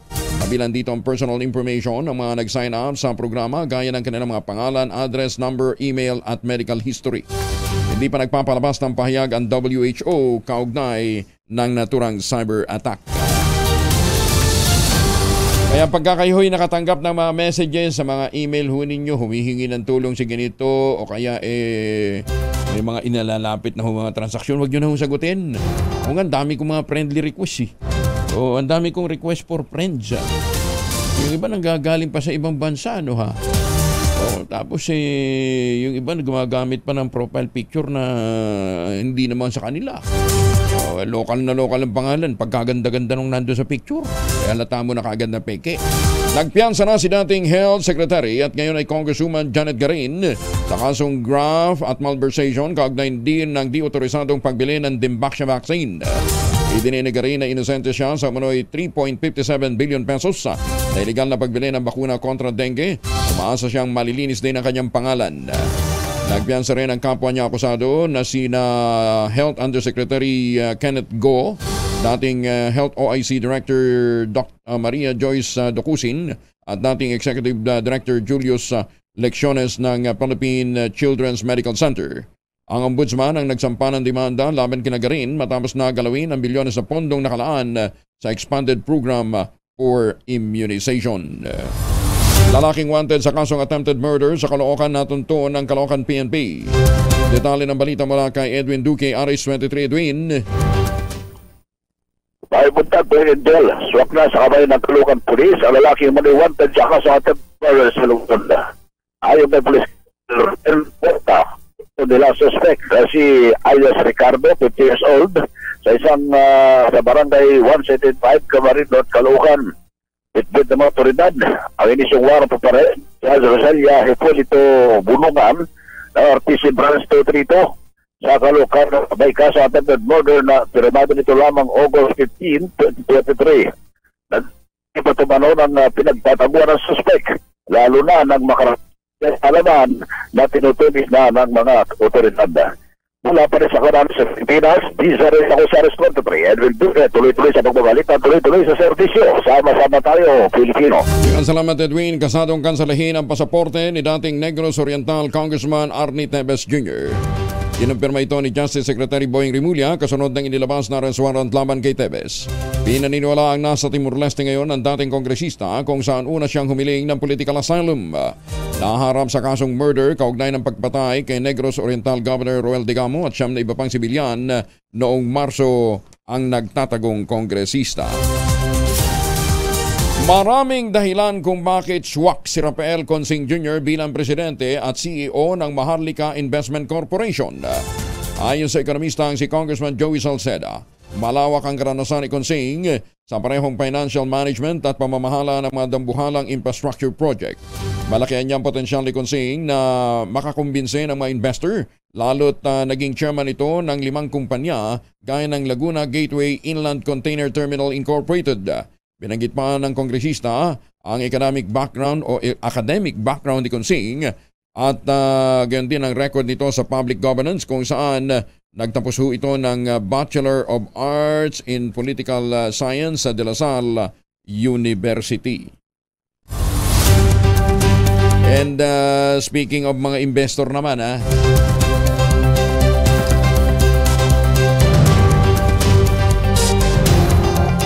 mamaya may pag-uusapan ho tayo Basta ayon sa saligang batas ang nirepasong Implementing Rules and Regulation o IRR ng Maharlika Investment Corporation. Sabi ni Congressman Joey Salceda, chair ng House Committee on Ways and Means, magiging accountable si Pangulong Bongbong Marcos sa bagong IRR ng kauna-unahang sovereign wealth fund ng bansa. Paliwanag pa ni Salceda, may kapangyarihan ng Pangulo na tanggapin o ibasura ang mga irerekomenda ng board ng Maharlika Corporation. Ang pangamba kasi nila masyadong magiging beholden sa Pangulo, yung pong mai-appoint yan. Hindi Kung nasa board nga, mas maraming powers. Kasi sila talaga magsusulat, hindi yung IRR na magsusulat ng kung anong gagawin ng Audit Committee, kung anong gagawin ng Risk Management Committee. Kaya nga, yung pinaka-central dito, tinanggal po yung mga ultra-vires para po yung independence at saka discretionary powers ng board na sila po ay magtrabaho effectively and efficiently based po sa kanilang experience at saka expertise. it makes the president more accountable because pag sinabi niya ayaw niya yung pinili ng yung unang listahan ng board at may binigay sa kanyang bago, so talagang responsable siya. Ayun, accountable. Sino ngayon ang accountable? Dito ho sa inireklamo ng mga investor. Pero nag-aatubiling lumantad. Meron pa daw hong mga politiko rito. Nag-aatubiling lumantad kahit na nagpupuyos ang kanilang damdamin at kalooban dahil sa pagpirma nila sa isang non-disclosure agreement sa loob ng 5 taon sa isa pong investment scheme ni Maria Francesca Maicatan. Sinabi ng ilang investors na hinikayat sila ni Tan at ni Luis Canjo na pumayag sa isang 5-year plan na hindi inilalahad na anumang financial strategy. Naabisuhan din sila na nakatakda na silang kontakin ni Canjo upang selyuhan sana ang nasabing kasunduan. Unang ignit ni Tan na hindi naman daw Ponzi scheme ang negosyo nito pero hindi naman kumbinsido ang marami sa mga investor. Nagtatanong talaga ngayon ang mga investor kung maaari nilang paimbestigahan sa Securities and Exchange Commission kung ano nga bang uri ng investment scam ang napasok nila sa negosyo. Aba ang minimum palang investment dito, 5 million, ano ha? Anyway, bahala ako kayo. Ba't kayo pumirma ho sa non-disclosure agreement? Pagkatapos ngayon, re-reklamo ho kayo. Nakatagdang magmarcha ngayong araw ang iba't ibang grupo sa harap ng US Embassy. Ito yung upang iprotesta ang patuloy na pangharas, pag-atake at pambobomba ng Israel sa Gaza at ang panibagong US exercises sa Pilipinas. Layunin ng marcha na tinawag na From the Palestine to the Philippines, Stop the War Machine. Nakalampagin ng Estados Unidos sa papel na ginagampanan nito sa gera sa Gaza, gayon din ang kaguluhan sa East Asia. Patuloy din ang pagtuligsa ng grupo sa Remeng Marcos dahil sa patuloy na pagpapasakop at pagpapaliwensya sa interes ng US, gaya na lamang ng nakadagdang pagtungo ng Pangulong Bongbong Marcos sa US Indo-Pacific Command sa Hawaii. Gagawin ang assembly sa Calao Corner Top Avenue alas 9:30 ng umaga. Iminungkahi naman ni 2nd District Albay Representative Joey Salceda na kausapin na lamang ang Philippine Ambassador to China sa halip na pauwiin. Mungkahi ito ni Salceda kasunod ng panawagan ng pagpapauwi kay Ambassador Jaime Florcruz matapos ang panibagong pangharas ng barko ng China sa resupply mission ng Philippine Coast Guard sa Ayungin Shoal. Sa panayam ng DCRH at ng radyo natin, iginiit ni Salceda na importanteng palakasin ang puwersa at matutukan ang ginagawang aksyon sa West Philippine Sea kaysa sa i-recall ang ating Philippine Ambassador. Isang mundong hindi nag-uusap, gera ang hinahanap mo. Ayaw, lahat naman ayaw nun. Ang importante, pakita rin natin na may ownership tayo na West Philippine. Di sana bawihin din ng US ang ambassador. So, kahit ang dami nilang plus point, Taiwan, etc.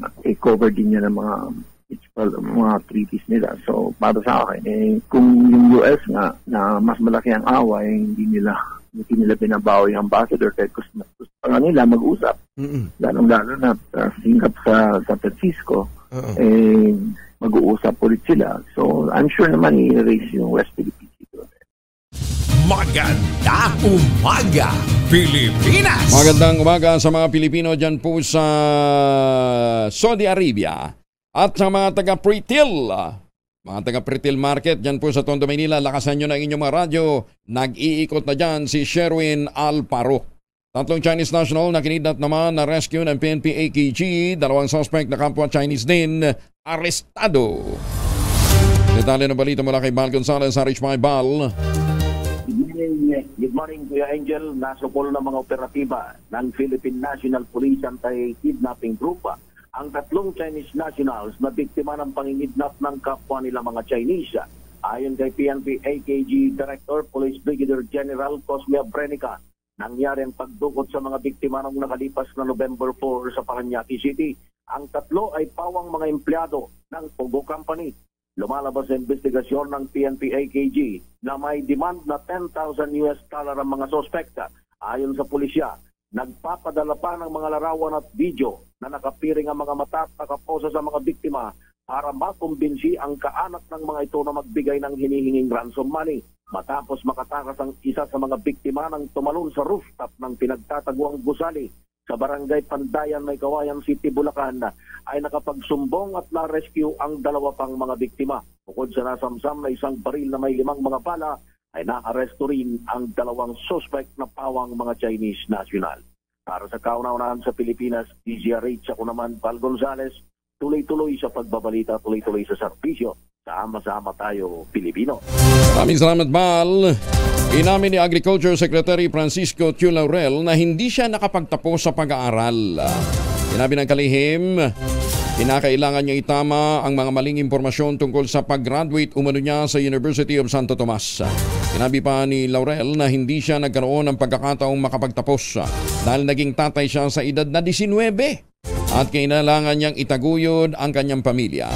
Sa murang edad, sinikap na lamang umano niyang palaguin ang negosyo ng kanilang pamilya na nagsimula sa pangingisda hanggang sa lumaki at maging multi-million business ang negosyo na ang pangalan po ay Frabel. Kaya kung tayo ho'y nagsisimula sa isang maliit na negosyo, wag ho tayong nagdadalawang isip na lumapit ho sa mga ahensya ng pamahalaan na po pwedeng tumulong ho sa atin. Halimbawa, itong mga negosyo center.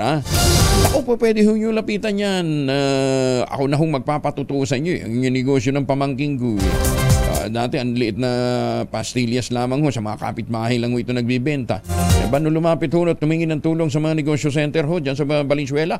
Ngayon, maniwala ho kayo, nasa mga mall na. Yung Saki Street. Congratulations kay Lloyd Encio, ha? At congratulations din po sa mga magdiniyog dyan po sa lalawigan ng Quezon sa tulong po ni Dr. Helen Tan. Ngayon po ay mga MSMEs na rin. Tinakot ho yung mga magagandang planting material ng kakao galing Davao. Itinanim ho sa ilalim ng mga nyugan at ngayon po ay nagpo-produce sila ng Tangerine Chocolate brand. Available sa 0919-095-5935. Ang Tangerine Chocolate po ay produkto ng mga magdiniyog dyan po sa lalawigan ng Quezon. At yung mga variants ho na mahigit 10 ang ginamit pong raw materials ay galing din po sa sakahan ho ng mga magsasaka dyan po sa lalawigan ng Quezon. Ay ang pakiusap po ni Dr. Helen Tan, tulungan ho natin sila, tangkilikin ho natin. Ito pong mga produkto ng mga magdiniyog ng ating pong mga magsasaka dyan po sa lalawigan ng Quezon para gumanda din ho ang kanilang benta. Maingganyo silang magtanim pa at magparami ng kanilang produksyon. At sabi nga po ni Dr. Helen Tan, sino bang magmamalasakit sa ating mga kapwa magsasaka kundi tayo na ring mga Pilipino? Kaya bago ho kayo mag-isip na bumili ng imported na tsokolate, subukan po ninyo ang Tangerine Chocolate na ipamimigay po ninyo ngayong Pasko. Tawag na sa 0919-095-5935. Umaga, Pilipinas! 29 na makalipas ang alas 5 na umaga, nag-iikot ho dyan sa may Retail Market sa Tondo, Maynila, si Sherwin Alparo. Babalik ho tayo, makalipas ang ilang paalala, alas 5:30. Sa mga ipinagmamalaki ho na produkto ng Notre Dame of Kidapawan College Boys Department, kaklase na, si Jack Sandique. Yan, si Don Jack Sandique na kilala ho sa industriya ng rubber at ng kakao. Yan, dumadayo pa ng Quezon si Jack para turuan ho yung mga magdiniyog din kung yung tamang production ho ng kakao. Kaya Jack, happy birthday at sana nga mas marami ka pang matulungan doon sa mga proyekto na itinataguyod mo dyan sa Mindanao. Ngayon naman ang tutok ho niya para ho naman sa production ho ng tawag dito durian. Yan, Ay, ang dami may birthday ngayon, Birthday din ni Mar Urbano. Binabati siya ng kanyang misis na si Annie at ng kanyang mga anak. Si Mike Lumaban din, birthday ngayon. Ibig mo sabihin, may magpapaagahan sa atin. Basta sa amin, kagabi may nagpa-dinner na. Si Justice Nancy. Justice Nancy Ribas Palmones ng Court of Appeal Cebu. Nagpakain na. Nag-treat. At mukhang magpapatreat huli mamaya ng lunch, Salamat po. Happy birthday, Adyasya, sige, mamigay muna tayo ng pera. Dahil malakas ang kakong makinig sa DZRH, malakas ka rin sa amin. Itodo nyo na ng malakasan ang inyong radyo at makakaina ang matyempohan ng aming roving reporter na nakikinig o nanonood sa DZRH. Instant, mananalo ka ng malakasang 1,000 pesos. Sa DZRH Malacash promo, hatid sa atin ang kauna-unahang radyo sa Pilipinas, DZRH. Una sa Pilipinas, una sa Pilipino. Sa busway, kapag nahuli ka, may multa. Kay Sherwin Alparo, pagka nahuli ka, may premyo. Kakaiba ka talaga, Sherwin Alparo. Sherwin, kumusta ka? Nasaan ka ngayon? May nahuli ka na ba? Yes, good morning, Angelo. Ako, dapat magpahuli talaga kayo sa DZRH. Dahil kapag kayo nahuli ng DZRH, instant 1,000 pesos yan. Kaya naman dito sa retail market, dito sa Tondo, sa Maynila, dito tayo ngayon. At nakikita mo yung sunog na palengke. Hanggang ngayon pala, hindi pa nagagawa to. Ayan, no? Sunog pa rin? At ng mga stalls, ito lang yung palengke Kailan ba nasunog yan? Kailan nasunog? Nung June. Nung June? Nasunog to bago yung post office. So nung June nasunog yan. Congratulate natin si Mayor Hani Lacuna, ano ha? Oo, ayan, no, nakadiwangwang pa rin. At yung mga tenant, hindi pala nakakuha ng kahit na 5 duling. Kasi wala palang insurance. Yung mga tinda nila. Di ba? Ang insured lang daw yung palengke. Nako. Kawawa itong mga masisipag na tindera natin din sa palengke na pretil. Pero nasunog ng Hunyo. Speaking of sipag, eto may masipag na nagtitinda rito ng dyaryo na radyo pa. Yan, no? Dyaryo na radyo pa. Yan, no? Ang lakas-lakas. Magandang umaga, pangalan po. Berlinda Bautista po. Si Ate Berlinda. So may palagi nakikinig sa DZRH. Opo, mula pagkabata pa. Mula pagkabata, talagang walang iwanan. Talaga naman, no? Kita mo na, transistor, baon-baon habang nagtitinda ng dyaryo. Sino paborito mong anak ko siya sa umaga? Angelo Balmores po. Si Angelo Balmores, bigyan ng 1,000 pesos yan! Magaling. Salamat po, maraming salamat. Maraming salamat dito dahil nasa bungad pa lang yan, ha? Ng palengke. Pag Sherwin. mo itong, yes, Angelo. Yun ba talaga pwesto niya, mulat-mula? Doon sa kanto mismo, nitong palengke. Ayun, sige. Pero, bukod doon sa pagtitinda, syempre naglalako rin siya ng mga stall dito sa palengke. Yan, no? Napakasariwa po ng mga paninda. Pumunta ho kayo dito sa retail market. Napakamura pa. Magkano na lang po ang manok? Magkano lang ang manok, kuya? 180 sa buo. 180 sa buo. Sariwa-sariwa pa. Napaka-juicy pa ng manok. Pero, walang dagdag tubig yan, malakas din. Walang ineksyon ng tubig, ha? Bawal yan. Wala. Bawal yan. Lang, Pero ito dito sa tindahan na to, Angelo, asan po? Ako po yun. Kayo ba yun? Opo. Pangalan niyo po? Emerita pa daw. Asan yung radyo niyo? Ayun, kasama ng grapes. Mukhang mahilig sa grapes yung radyo niyo. Ayun. Ayan o, Angelo. Nakasabit dito. Nakasabit kasama ng grapes, Emerita pa daw. Si Nanay Emerita pala na nakikinig sa DZRH. Opo.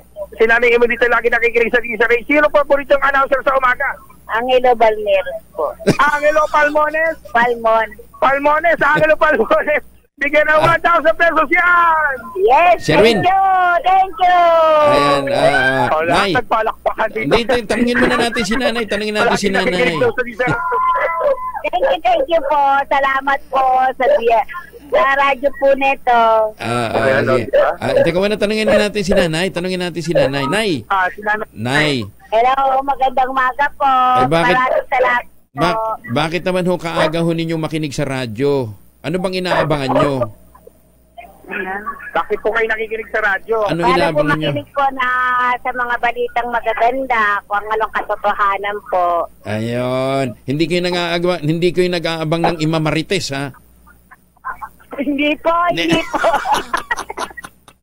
Akala ko nag-aabang kayo ng Imamarites. Pero may mga dami-daming tinitindang gulay. Bagay, Sikasuhin niya lahat. Kaya, pero ang toon niya ay nakatoon sa radyo. Ayun, isa pang ginagawa pang electric pan yung radyo. Tignan mo naman, nakatutok. Nay, saan kayo kumukuha ng prutas? Saan kayo kumukuha ng prutas? Divisoria po. Divisoria din. Sa mga Yung mga nagtitinda doon. Nagtitinda doon. Tapos pinapatungan nyo na lang ng konti. Opo. Kumusta negosyo?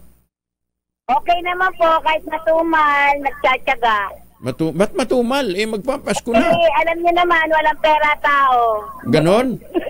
Walang pera tao, pero ang pera may tao. Hindi nga ang pera may tao. Ang tao walang pera. Hindi. Maraming salamat po. May pera ka, masaya na siya. Masaya na. Po ako. Oo. Ayan. Nay, si Sherwin, maraming pera yan.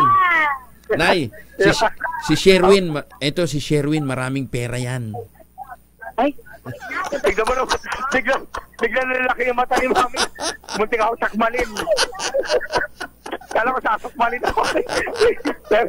Pero nagdingning yung mata ni Mami yung maraming pera. Kasi po, kanyo nandito kayo, binigyan nyo ng pagkakataon na magkaroon ng pera at tao. Maraming salamat. Merry Christmas, Nay. Maraming salamat po. Gusto lang talaga ng DZRH, Mami, at ni Angelo na mabigyan ng biyaya, maagang mabigyan ng biyaya yung mga kababayan natin na maagang gumigising at tumututok sa radyo, sa DZRH. Yes, bossing. Yan, okay. Sige. Saan ka mag-iikot? Kaya naman sa mga malakasang gusto manalo ng 1,000 pesos, tumutok na sa DZRH at baka kayo ang susunod nating winner sa DZRH Malakas promo. RH number 6, Sherwin Bata Alfaro, tuloy-tuloy sa pagbabalita, tuloy-tuloy sa serbisyo, sama-sama tayo, Pilipino. Sherwin, dyan ka pa rin ba mag-iikot? Dyan pa rin? Dito lang sa bahagi ng Pritil, Tayuman, Tondo. Yan, sige. ating area. Sa mga taga-Pritil, mga taga-Tayuman, antabayanan po ninyo, lakasan nyo ng radyo nyo para mahuli kayo ni Sherwin Alfaro. Oras muna sa buong kapuluan, alas 5:42. Dahil malakas ang kako makinig sa DZRH, malakas ka rin sa amin.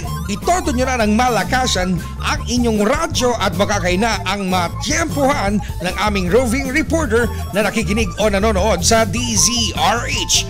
Instant, mananalo ka ng malakasang 1,000 pesos sa DZRH Malakas promo, hatid sa atin ang kauna-unahang radyo sa Pilipinas, DZRH. Una sa Pilipinas, una sa Pilipino. Maraming salamat, Sherwin Alfaro. At doon ho sa mga nagkakalat ng mga fake news, ingat-ingat ho kayo at baka kayo madali ho ng karma, Oo, lalong-lalo na dyan sa BIR na puring-puri ko pa man din, At sabi ko pa naman, tumaas ho yung kanilang koleksyon, matapos nilang masingil ng buwis yung isang tawag dito, chain of stores, Oo, yung pala hindi naman pala nadali, Oo, tapos yung Shopee hindi rin pala nasingil ng bilyones na tax. Talaga, pambihira kayo, pinababango nga natin ang pangalan ni Pogi, tapos sasabihin nyo, fake news pala yung mga ganyan impormasyon, Ikaw, Raul, tsaka ikaw, Roby, panabiyahin nyo, pagkatapos, mali naman pala yung mga impormasyon na yun, dapat itutuwid ho ninyo yan, ang sa gayon, umaayos po ang ating koleksyon, di tuloy kayo makagoal, di ba? Oo, kaya, ano nangyari na doon sa hinahabol na mga pumalpak daw ho doon sa kanilang paniningil, na yung mga sinahabol ng Revenue Integrity Protection Service. May dalawang nakalibre doon 19 yung inimbestigahan pero may dalawang nakalibre. Mga friends of Pogo. Magandang umaga, Pilipinas! 44 makalipas ang alas 5. Bagong impormasyon kasama si Kuyang Angelo Palmones. Magandang umaga, Pilipinas! 47 na makalipas ang alas 5 na umaga. Kayo ba yung pagharap nyo ng salamin kuminsan aasar kayo dahil parang kulang ka sa glow? Tapos ang dami mong tigidig sa mukha, di ba? Ang dami mong tigyawat. Kulang ka kasi sa tulog at saka stress ang buhay mo. Dapat kasi meron kang sapat na tulog. Dapat magandang tulog para magandang ating gising sa kinabukasan. Ayon sa mga pag-aaral, ang sleep deficiency o puyat at stress ang dahilan kung bakit meron pong iba't ibang masakit sa ang tao. Sakit sa puso, hypertension, diabetes, stroke, obesity, poor sexual performance at depression. Kaya kinakailangan maganda ang tulog para magandang gising. At dyan ho naman nakatutulong sa atin ang Ultabayo. Ano ba itong Ultabayo? Ito po yung nagtataglay ng postbiotic. Ang postbiotic po naman ay dinevelop ng mga Hapon. Ang function po nito ay na-activate po yung commander ng ating immune system para malabanan ng sakit at mga impeksyon na tumutulong para magkaroon tayo ng magandang tulog at sapat na lakas sa kinabukasan. Rekomendado po ito ng mga doktor at rehistrado sa Food and Drug Administration. Available sa ngayon sa Lazada, Shopee at TikTok. Siguraduhin lamang po ninyo na yun po ay galing sa Theoxis Health Ventures. Para po sa mga karagdagang impormasyon, mga katanungan tungkol po sa ating kalusugan, ang mga nakastambay pong mga health experts natin ay nasa 0917-110-6580. Ulitin natin 0917-110-6580 para po sa karagdagang impormasyon. Sa panahon ng stressful na buhay, kailangan natin ng kaagapay. Nandyan po ang Ulta Bio. Malapit na po sa mga paunahing butika dito po sa Metro Manila. Blue Christmas, Shoe Bazaar. Binuksan na ho sa Marikina. Nandun si Inyel Parosa, RH52. Inyel. Boarding ko yung Angel, formal na ngang binuksan ang Blue Christmas Village ng lungsod ng Marikina para sa panahon ng Kapaskuhan ngayong taon. Ayon sa Marikina Public Information Office, tampok dito ang pamosong Shoe Bazaar at Bancheto na binabalik-balikan sa shoe capital ng Pilipinas. Tinangunahan mismo ni Mayor Marcy Chidoro ang pagpapasinayas sa Freedom Park kung saan nakalatag itong samot-saring orihinal na produkto at mga gawang Marikina. Dumalo sa okasyon ang mga kinatawan mula sa San City Council ng Marikina, mga tagapamahala ng Shoe Bazaar at Bancheto at mga representatives mula sa samahan ng industriya ng sapatos at pagkain sa syudad sa pungunan ni Antonio Andres at Roan Santos. Bukas itong bazaar tuwing alas 9 ng umaga hanggang alas 7 ng gabi. Wala Lunes hanggang Huwebes, 10 a.m. hanggang 8 p.m. naman. Wala Biyernes hanggang Linggo. Para doon sa mga interesado, mga bibili na panregalo, tatagal ang bazaar hanggang sa 15 ng Enero ng susunod na taon. Para sa kauna-unahan sa Pilipinas, DZRH, ito si Edniel Parrosa. Tuloy-tuloy sa pagbabalita, tuloy-tuloy sa serbisyo. Sama-sama tayo, Pilipino. Maraming salamat, Edniel. Ay, magandang umaga kay Professor Martin Aguda. Ito, kagagaling lamang. Nakabalik ka na ba, Martin? Ano ha? Ito po ay nagtungo sa Amerika para kunin ang kanyang sertifikasyon na siya po isang Certified Emergency Manager. Yan ha? Sa Amerika, membro ho siya ng international organization ng mga emergency managers. Prof. Martin Aguda, congratulations! Kinasuhan naman ang kidnapping at illegal detention ng isang police major at 3 iba pa kaugnay ng pagkawala ng Batangas beauty queen na si Catherine Camilon. Inihain ng CIDG Regional Field Unit 4 ang reklamo sa Provincial Prosecutor's Office sa Batangas laban kina Police Major Alan Abenya de Castro, Mr. Joffrey Ariola Magpantay at 2 jando.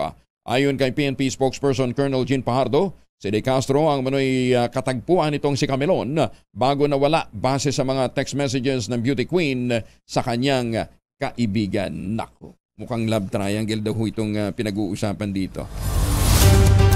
Ay, sus, ang pag-ibig nga naman. Patay naman ang isang 13 anyos na batang babae matapos aksidenteng mabaril ng kanyang tiyuhing pulis. Diyan po sa Kidapawan City. Kinilala ang biktima na si Yuki Maange. Tinamaan ito ng bala ng Glock 9 ng kanyang tiyuhin. Lumabas sa investigasyon, nagkainitan sa kwentuhan habang nag-iinuman. Sina Police Corporal Roy Soliva Maangke, 36 anyos, at ang kanyang mga kaanak. Dahilan para ito'y bumunot. Nagpaputok ng baril. Nasa pultuloy ang kanyang pamangkin. Patay. Tinanggang tumakas ng pulis na suspect. Pero na-corner din siya ng kanyang mga kabaro at kasalukuyang nakapiit sa Kidapawan City Police Headquarters. Ayan na, kaya pagka mag-iinuman, huwag ho magbibit-bit ng baril. Kasi kung minsan ho talaga may sa demonyo yung baril, ano? Pagka hindi ho ninyo alam kung paano gamitin, ano ha? Ay nako, marami hong napahamak dyan ho sa pagbibit-bit-bit na yan ng baril, ha? Samantala, dumating na sa bansa ang 41 Pilipino, 7 ang nakapagpangasawa naman ng Palestino mula sa Gaza Strip. Ayon kay Foreign Affairs Undersecretary Antonio Morales, kabilang ang mga ito sa 56 na Pinoy na lumikas sa Egypt nitong Sabado. 14 naman sa kanila ang umurong. Bumalik na lamang ng Gaza matapos na hindi payagang makatawid sa Rafah border ang kanilang mga asawang Palestino. Samantala, balik Pilipinas na rin ang ikapitong batch ng mga Pinoy repatriates mula sa Israel. Sinabi ng Migrant Workers Department na higit sa 200 OFW na ang naiuwi sa bansa sa gitna ng Israel-Hamas war. Nagbabala sa publiko ang Food and Drug Administration laban sa pagbili ng mga hindi rehistradong produkto dahil hindi ito dumaan sa kanilang evaluation process. Mahirap po pagka hindi ho rehistrado sa FDA. Kabilang sa mga unregistered products na ito ay benzalkonium chloride o yung benzylene, Angel's Flow isopropyl alcohol 70% solution, Avantgarde ethyl alcohol, Spring Clean isopropyl alcohol, Ultrasulit isopropyl alcohol. Kinumpirma ng post-marketing surveillance ng FDA na ang mga nasabing produkto ay hindi sumailalim sa registration process ng FDA at kulang din sa mga authorization at Certificate of Product Registration o CPR. Inaalalahanan din ng DFA ang publiko laban sa pagbili at paggamit ng mga counterfeit version ng chloropetamine maleate, paracetamol. Ay naku, ang dami pala nito. Oo, yung mga peking news reporte ha. Ingat po kayo ha. Pinapayuhan po ng FDA ang publiko na bumili lamang ng gamot mula sa mga lisensyadong establishmento katulad ng mga license na mga butika. Mahigit naman sa 300,000 pisong halaga ng shabu ang nakuha ng Philippine Drug Enforcement Agency o PDEA sa isang negosyante dyan po sa Maynila. Nasa kwateng hinihinalang drug pusher na si Ruby Lee alias Chang. Nahuli si Lee sa ikinasang bypass operation sa Ongpin Street, Santa Cruz, Maynila. Nakuha mula sa drug suspect ang 50 gramo ng hinihinalang shabu, nagkakahalaga ng 340,000 pesos.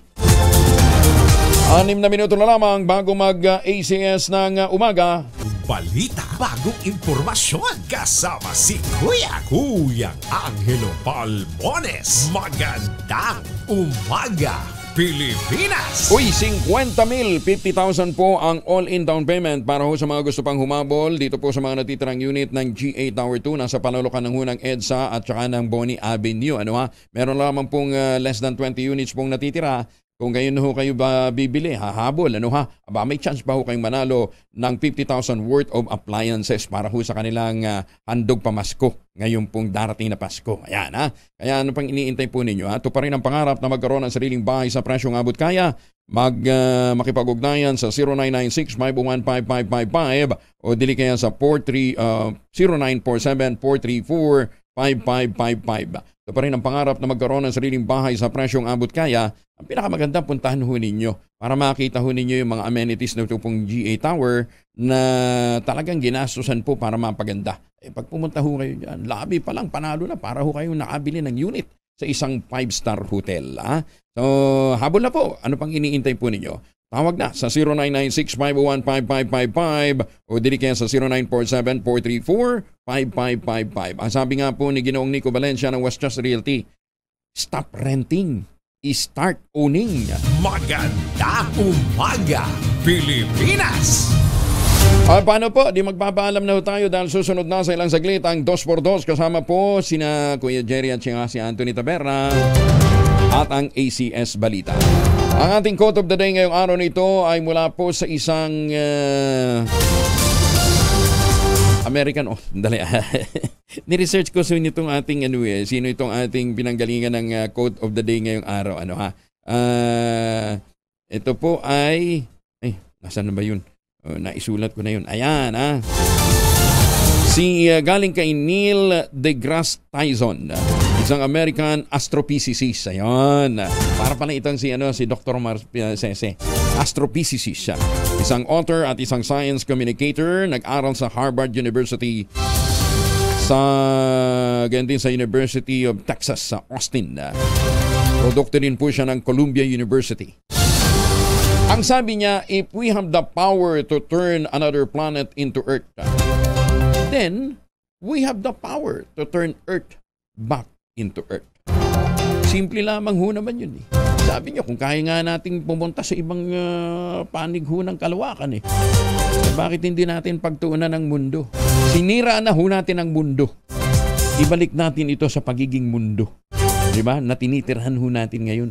Ano hong pinakamagandang hakbang? Magtanim ho tayo ng puno. Ibalik ho natin ang sigla ng gubat. Dahil ito po ay hinihiram lamang natin sa ating mga apo, sa mga susunod na henerasyon. Mahiya tayo sa kanila. Diba?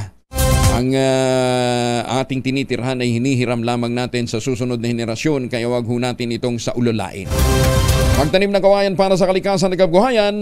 Kuya Angel po, si Angelo Palmones, nag-iiwan sa inyo na isang magandang umaga. Maraming salamat sa inyo walang sawang pagsubaybay, pakikinig at pagtitiwala. Magandang umaga, Pilipinas!